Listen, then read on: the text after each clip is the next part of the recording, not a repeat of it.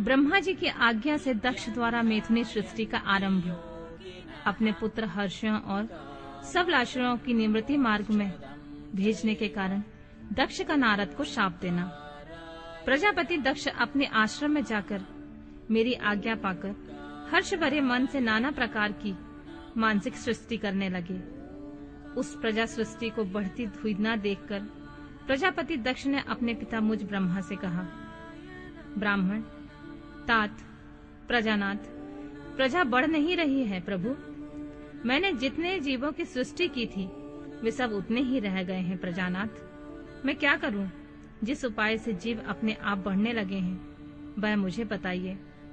तदनुसार मैं प्रजा की सृष्टि करूंगा, इसमें कोई संशय नहीं है। ब्रह्मा जी ने कहा, तात, प्रजापति दक्ष, मेरी उत्तम बात सुनो और उसके अनुसार कार्य करो। सुरश्रेष्ठ भगवान शिव तुम्हारा कल्याण करेंगे। प्रजेश, प्रजापति पजजन की जो परम सुंदरी पुत्री आसिकी है उसे तुम पत्नी के रूप में ग्रहण करो। स्त्री के साथ मैथुन धर्म का आश्रय ले तुम पुनः इस प्रजा सर्ग को बढ़ाओ। आसिक्री जैसी कामनी के गर्भ से बहुत सी संतानें उत्पन्न कर सकोगे। तदंतर मैथुन धर्म से प्रजा की उत्पत्ति करने के उद्देश्य से प्रजापति दक्ष ने मेरी आज्ञा के अनुसार वीरण प्रजापति की पुत्री के साथ विवाह किया। अपनी पत्नी वीरणी के गर्भ से प्रजापति दक्ष ने 10,000 पुत्र उत्पन्न किए जो हैश्रय कहलाए। मुने, वे सब के सब पुत्र समान धर्म का आचरण करने वाले हुए। पिता की भक्ति में तत्पर रहकर वे सदा वैदिक मार्ग पर ही चलते थे। एक समय पिता ने उन्हें प्रजा की सृष्टि करने का आदेश दिया। तात, तब वे सभी दक्षायण नामधारी पुत्र सृष्टि के उद्देश्य से तपस्या करने के लिए पश्चिम दिशा की ओर गए।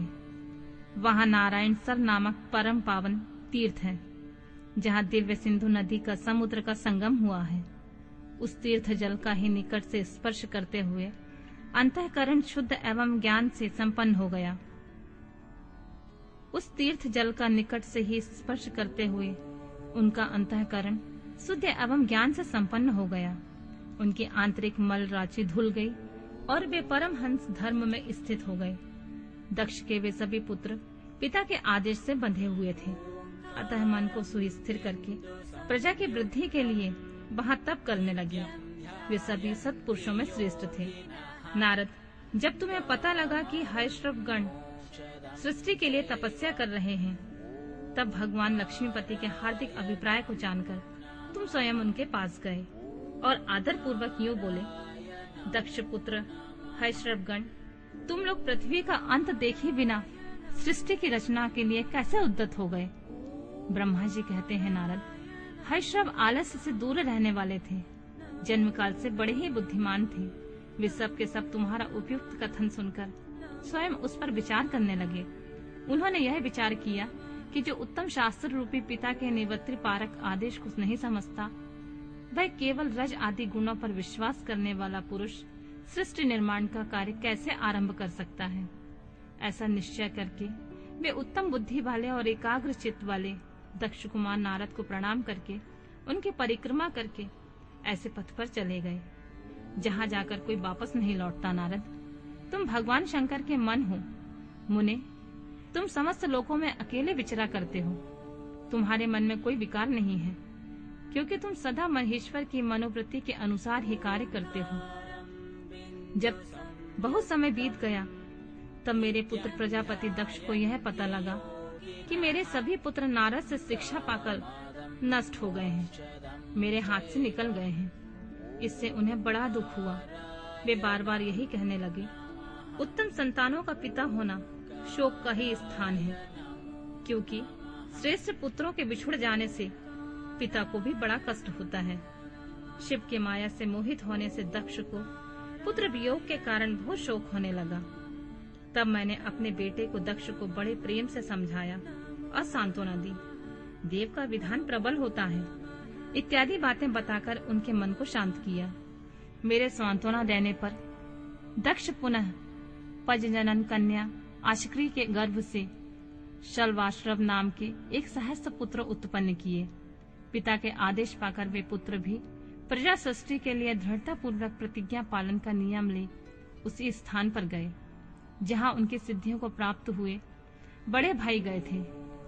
नारायण सरोवर के जल को स्पर्श होने मात्र से उनके सारे पाप नष्ट हो गए, अंतःकरण में शुद्धता आ गई और वे उत्तम व्रत के पालक सबलाश्रव बड़ा प्रणव का जप करते हुए बड़ी भारी तपस्या करने में लगे। उन्हें प्रजा सृष्टि के लिए उत्तम जान पुनः पहले की ही भांति ईश्वरीय गति का स्मरण करते हुए उनके पास गए और वही बात कहने लगी जो उनके भाइयों से पहले कह चुके थे। मुने, तुम्हारा दर्शन अमोघ है, इसलिए तुमने उनको भी भाइयों का ही मार्ग दिखाया। अतएव वे भाइयों के पथ पर ही ऊर्ध्व गति को प्राप्त हुए। उसी समय प्रजापति दक्ष को बहुत से उत्पात दिखाई दिए। इससे मेरे पुत्र दक्ष को बड़ा विस्मय हुआ और वे मन ही मन दुखी हुए। फिर उन्होंने पूर्ववत तुम्हारी ही करतूत से अपने पुत्रों का नाश हुआ सुना। इससे उन्हें बड़ा आश्चर्य हुआ और वे पुत्र शोक से मूर्छित हो अत्यंत कष्ट का अनुभव करने लगे।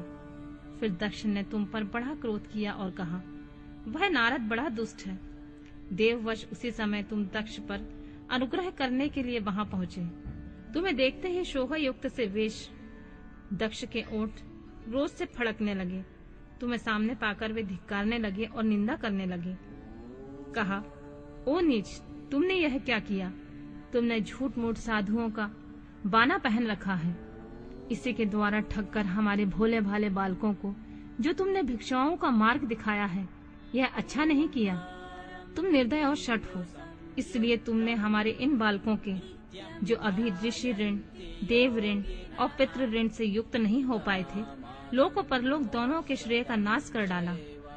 जो पुरुष इन तीनों ऋणों को उतारे बिना ही मोक्ष की इच्छा मन में लिए माता पिता को त्याग कर घर से निकल जाता है, वह सन्यासी हो जाता है, वह अधोगति को प्राप्त होता है। तुम निर्दय और बड़े निर्लज्ज हो, बच्चों की बुद्धि में भेद पैदा करने वाले हो और अपने श्रेयस को स्वयं ही नष्ट कर रहे हो। मूढ़मते, तुम भगवान विष्णु के पार्षदों में व्यर्थ ही घूमते फिरते हो। अधमा अधम, तुमने बारंबार मेरा अमंगल किया है।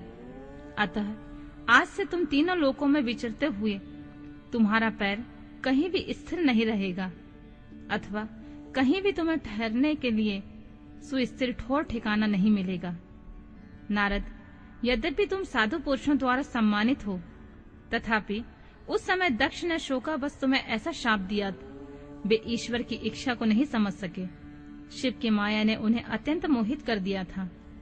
मुने, तुमने इस शाप को चुपचाप ग्रहण कर लिया और अपने चित्त में विकार न आने दिया।